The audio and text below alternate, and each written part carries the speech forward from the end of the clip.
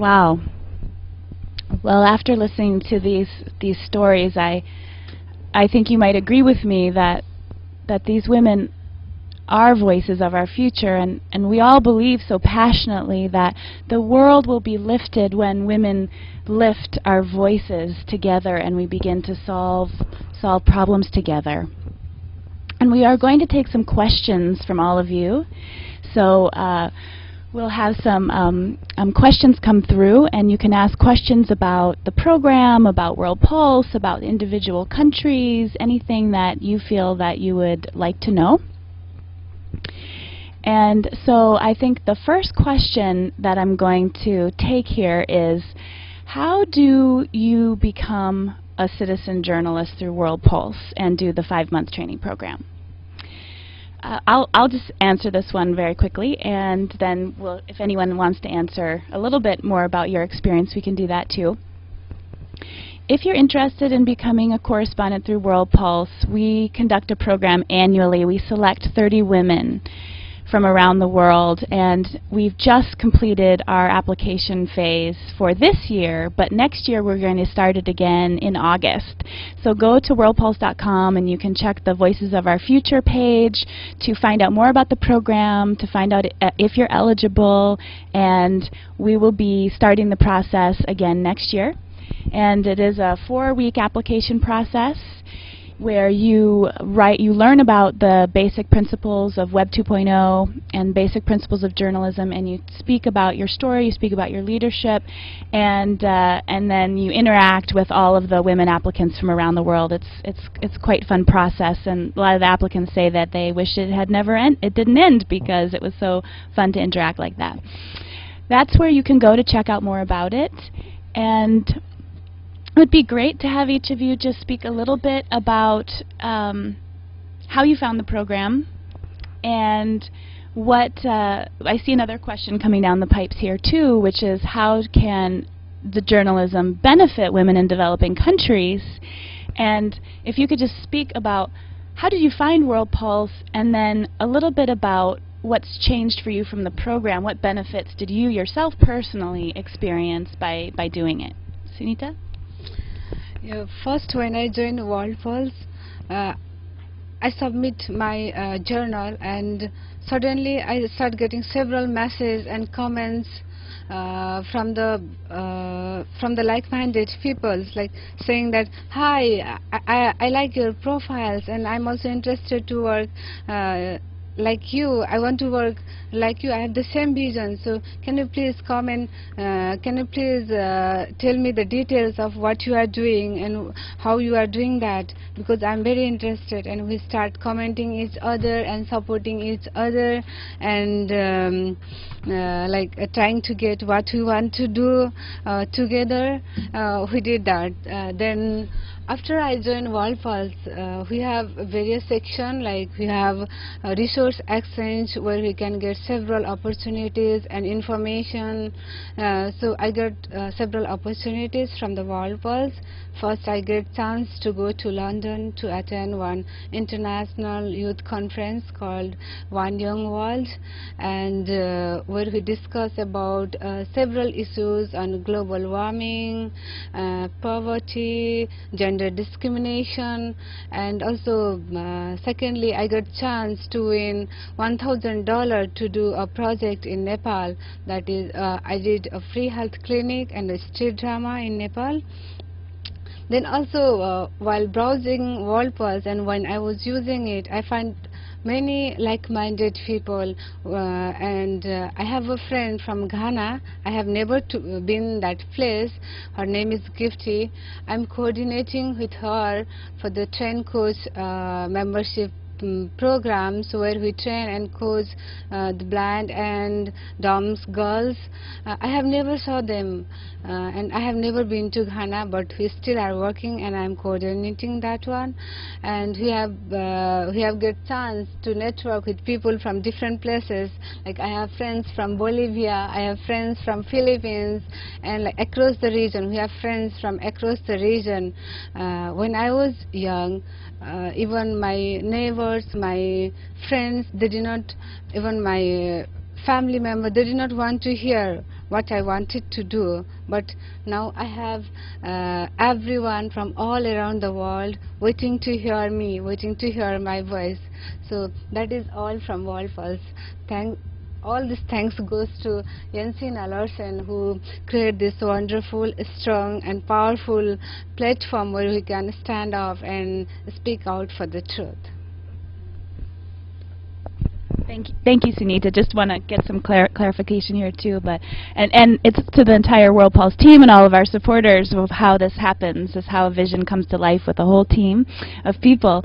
But I just want to, so it sounds like from the experience you got international speaking opportunity, you got a grant, and friends from all over the world, and new projects that you're doing. Okay, and all of that happened in a very short period of time? Yes, it is like within 8 months, like bloom, bloom, bloom, everything's coming out, and yeah, it's amazing. Yeah, it's within 8 months. Okay, wow, that's very helpful. Thank you. Jackie, what about you?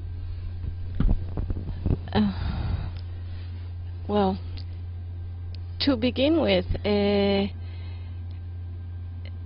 I never thought before that my voice was strong enough, or that I had enough skills to write something and be heard or be read around the world.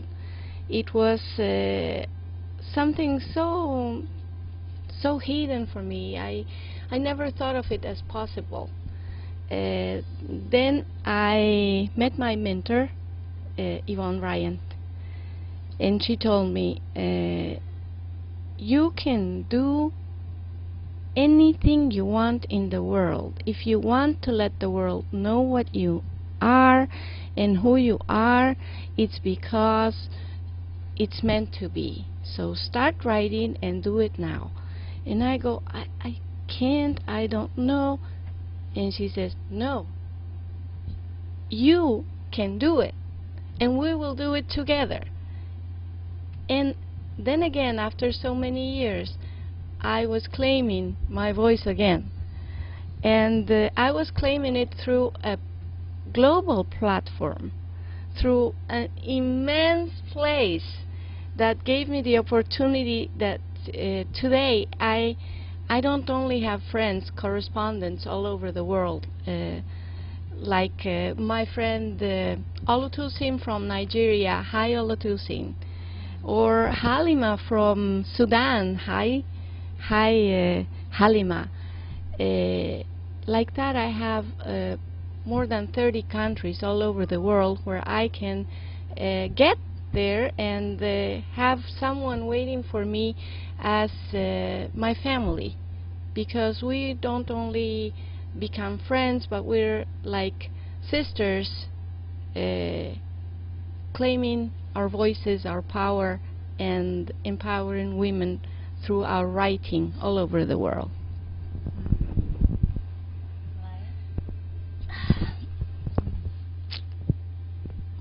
It changed me a lot. It gives me more confidence to write, not only to write, but to continue my work as a human rights activist. I feel I'm not alone anymore. I feel that my voice is not only here, it's not only buried under the ground, but my voice is already heard all over the world. And it inspired me to continue writing, because it's the only tool and the only weapon that my voice, our small voice, will be heard through my writing. And it continues to inspire me because it's my commitment. I lost my husband, and I have a 7-year-old daughter.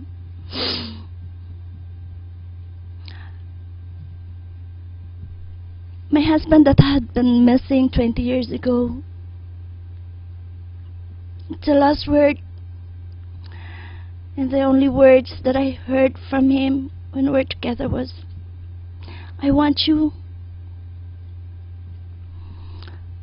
to continue working for social justice. And my daughter is now. And I said to her, I'm working for you. And I'm working for all the women, for all the daughters and sons of the Filipino and of the world. If I will not be here, if I will not speak up, my voice will be buried under the ground. And I want this legacy that will continue ringing like a loud ringing bells, that everybody will hear that we want justice, we want freedom, we want a better future. Malaya, thank you. Now, Malaya, you actually had a piece that was published that made international headlines, went into other media outlets about last year when there was a big massacre of journalists in the Philippines, the largest massacre in the history of journalism. And you wrote a piece, and it got picked up by the Canadian Broadcast Corporation, for example, and they interviewed you through Skype, right? And what did that feel like for you to be picked up in Canada? I'm so happy and excited. That was the first time, and I never expect that I will be interviewed by a Canadian broadcasting and be heard all over the world and receive comments. And my heart seems to blow up. And the Skype, the using of the Skype, it's not really familiar to me. It's completely stranger. And technology used to intimidate me. The new generation are expert on this. So I'm shivering to my bones when I heard that somebody will interview me. So I get up, have the courage to speak up against powerful patriarchal clan in our country, the Ampat ones, so powerful people being supported by the previous government. But then I have to brave my fears, to give more courage to other women, the courage to speak up. Thank you, and that was a great interview as well. You were an absolute expert on air. It didn't show that you were nervous. Great, let's take a few other questions. Let's see what we have here. We have there's a group gathered at the U.S. Embassy in La Paz, and so we have a question for Jackie about what makes a woman achieve goals against all odds. You've spoken a little bit about that, but maybe you could share with us more about what is it inside of you that keeps you going against all odds? That is a very good question, because when you are young and you know that your feelings are of joy and complete happiness because you have children, you are a teenage mother, and you are very happy to have your kids in your arms. It's a work of life, a work for love. But you know that society is also bringing a lot of shame upon your shoulders, and it's very hard to overcome that. That's why I'm here today, to tell you all that it's not right for a girl to be a mother too soon, but when you are already a mother, you cannot blame her all her life. You cannot put her into prison, into the mind into the prison of the mind of everybody for all her life. It's not correct, because you give someone who steals, you give 2 years of imprisonment. Someone who kills someone, you give 10 years. But then a girl who has children very early is imprisoned for all life. So what makes you change? The secret is support from other women. I think, and I believe from the bottom of my heart, that other women must be more supportive of their sisters. In my community, in my country, all over the world, locally, globally, women should be supporting women. Without knowing if you are from the right wing or from the left wing, without knowing if you speak French, Arab, or Spanish. We are women, and we must support women. That is the secret. Thank you for asking that. Okay, we have another question. What advice do you have for women living in patriarchal societies? And I think I'm going to have you answer this one, Sunita. And there's another question coming down for you from TG23. Please tell me how you started the Savings Club on your own at 16. What made you think to do this? Could you talk a little bit about what advice do you have for women living in a patriarchal society, and what made you start that Savings Club? Sure, I love to tell about that. For those who are living in patriarchal society, as I'm also from the same community and from the same society, so my first advice is for all the parents to invest their money, their time, their efforts to educate their daughters. I know they will not get benefits when they are investing, but I assure you, in the future you will get lots of opportunities, lots of benefits from your daughter once you invest in her education. And also, she will not just get education to herself, she will educate her family, her children, her community, and of course it benefits to her country as well. And let me go to the second question. What inspired me to open microfinance at the age of 16? When I was 16 years old, I saw my neighbor uncle. He was rich and he had lots of money. He was a driver. He earned from that one. And everyone was close to him. Everyone loves him, care him. But once he got sick and he was unable to earn the money, and he did not have any way of living.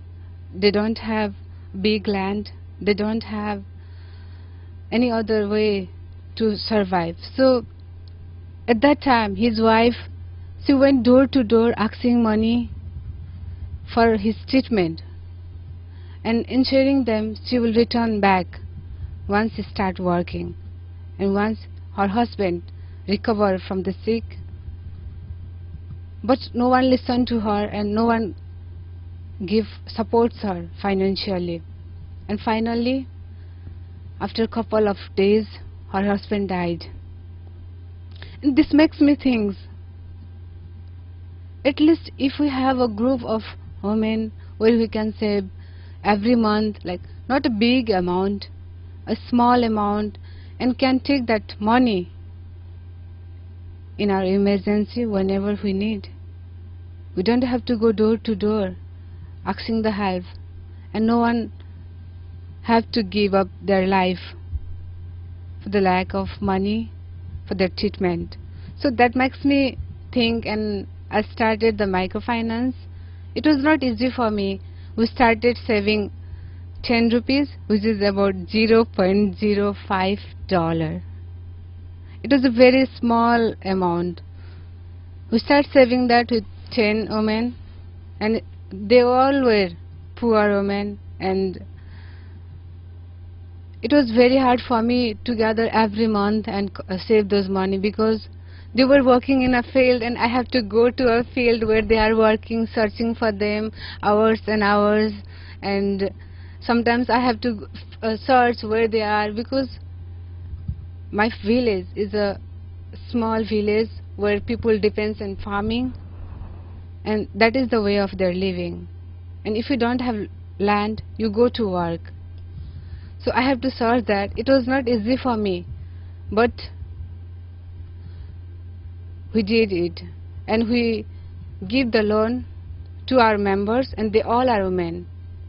And now we have 25 members, and I can it makes me happy when I say that all the members, every members from each family, we have every members of our group, and we invest the money to educate women for farming, to buy seeds, to buy fertilizer, to buy pigs, and to support them. That is how we are working.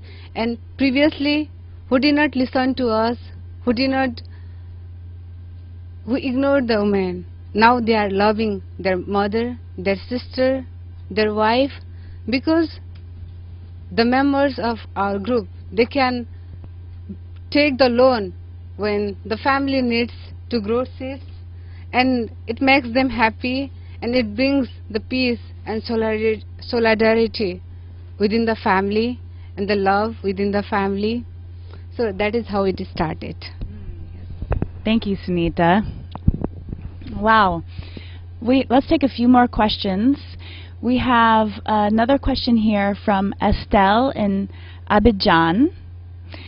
And she says, next week we have a national women's meeting in Abidjan, and the theme is Women, Peace and Development. How do you think that women can contribute to peace and development in a country?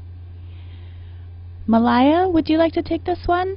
And what advice would you have for her as they're preparing for their conference? Yeah, I think when women are being domesticated and just left out to take care of their kids, their family, the first step is really to help women to break this cycle of domestication and be a part of social change, achieving women peace and development. My first suggestion is organize and educate women so that their voices will be heard and they can participate in community development. Because if we will not help and support women, bringing our voices from our household to the community and to the global community, we can never contribute to peace development. So let's start with one woman. Encourage her to go out and speak for herself and for her family. Thank you. Anyone else want to answer that question? How do we empower women? Yes, I want to let you know that I have not been empowered at one moment in my life. And for me, empowerment doesn't mean to just let women speak, but also to let women speak with a purpose, for a reason. And we should all be here gathering our voices, gathering our efforts as women to not only raise our voices, but raise them with a purpose. And that purpose is we can have better families.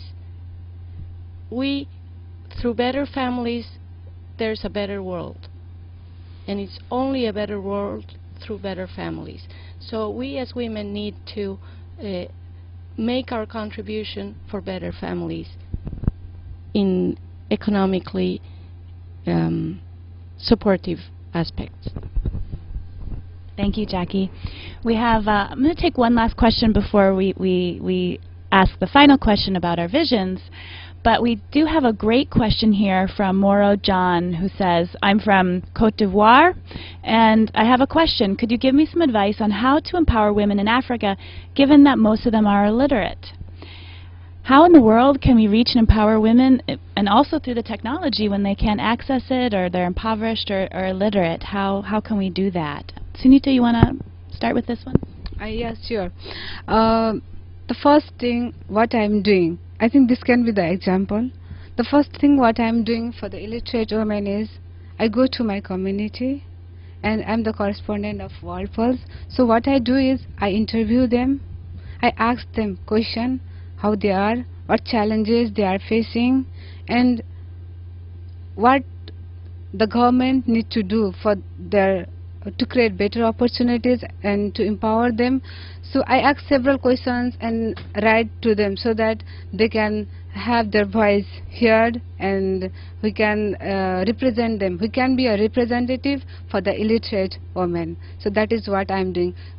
We can do the same things in Africa. And I think, yeah, that is one thing. I think Jackie also would like to add on how to reach to the illiterate people, because I know she has a wonderful vision for that. Yes, I have been speaking around the U.S. About this vision I have, and first of all, I believe in global media. So I think that we should have World Pulse Bolivia. That's my vision, because we need people like our indigenous women in Bolivia who cannot read or cannot write, have the opportunity to have an internet, a laptop with an internet connection, so that we can use the new technologies, like for example this technology that you when you speak, the computer writes what you say. And if you want to hear it, you tell the computer to read, and it outlouds what it's written. So with that kind of technology, we can reach women, indigenous women in Bolivia, in the most faraway villages, and they can speak up, and you can hear them just as you're listening to me. You can hear their voices, and you will get to know what they want or what they need through this unbelievable technology that we have now. Fantastic. I just want to mention as well that if you're interested in Africa, there is a correspondent. Her name is Lindy Wafula, that you can find on our site, and she's created a pen pal system online. It's called the Rafiki Club, and it's reaching out to illiterate women and teaching them how to read and write through the letter writing process, matchmaking them with other women around the world. And it's a wonderful encouragement for the women. It started with 20 women, now it's reaching over 500 women from 4 different villages. And that's just one very innovative example that other people could follow in Africa for that. Malaya, I'm going to pass to you, but I also ask that you share with us briefly about your vision. And you're such a leader, what are you going to take on next? And also the how do we reach illiterate people, if you'd like to do that too. Thank you. The most powerful people are from the illiterate. They cannot speak, they cannot write, but their hearts are full of power. They are very rich in their vision and what they wanted to have in the future and in the present. My vision is, I want to be a continued voice of our women in the Philippines. And there are lots of women that are illiterate in the Philippines. They don't have access to media. They don't have access to government services. I will continue to bring them the voice of the future. I will give them the hope that we can have a better future. I will give them the hope that we can end this violence and poverty through media, through speaking in radio stations, through interview and bringing this video and their voices in world polls. And I'm sure from that bridge, more power, more love and care from the women all over the world will just come pouring in, and we can have that vision that we can end violence, we can end injustice. And I myself, I will 2 to 3 years from now, hopefully I can write a book of my own, telling my story, telling the story of my daughters, telling the story of my colleague women, and unite all women in the world through Pulse Wire, through any media. And I'm happy to be here because the power of media is here with us right now, and we can hear all over the world. And this is a very rare opportunity for us, speaking in the U.S. State Department, and we are so proud of this. We are so empowered and we are so inspired. And for me, I will continue putting myself online, the only legacy I can give as a gift to the future. Jackie, you mentioned your vision already. Do you have anything you'd like to add to that? Yes, I can also see there's a question from the women that are gathered in La Paz again. I will be just very brief to tell them. The question is, what as women can we do to create more opportunities for us women? And I think it's very important. That's why I will take a minute to answer this question.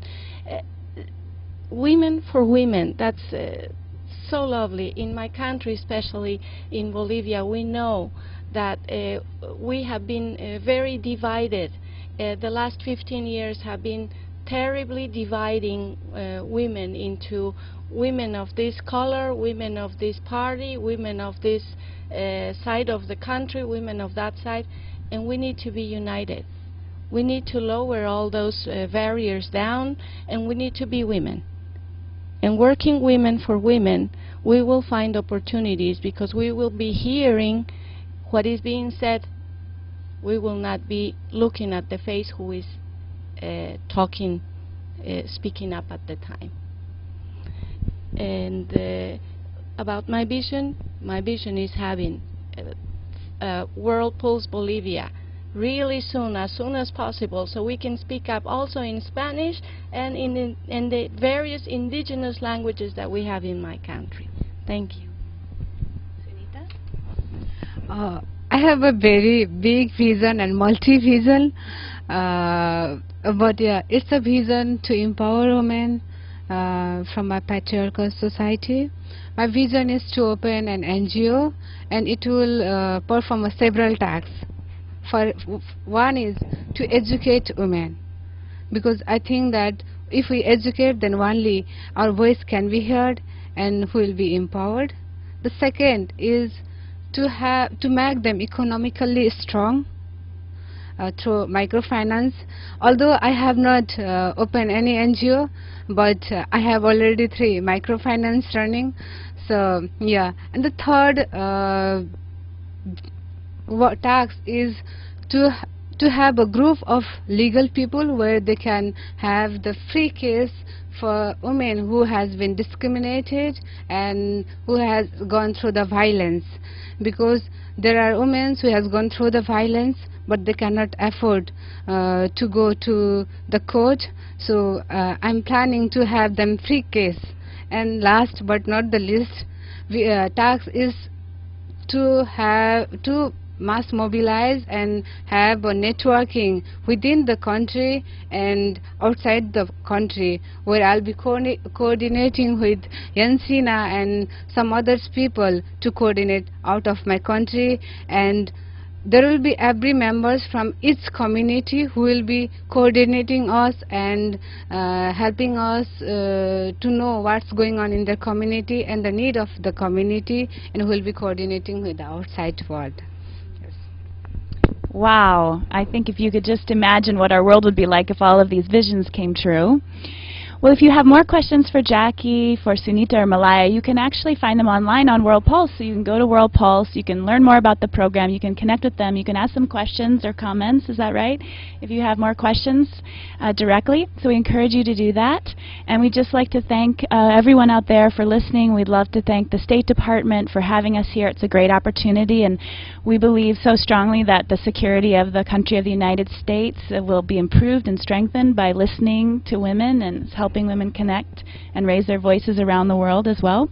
And we'd like to thank the World Pulse team and to the sponsor of our tour, Eileen Fisher, as well, and to all of the many people who helped make this program here today a success. So thank you all, and have a great day.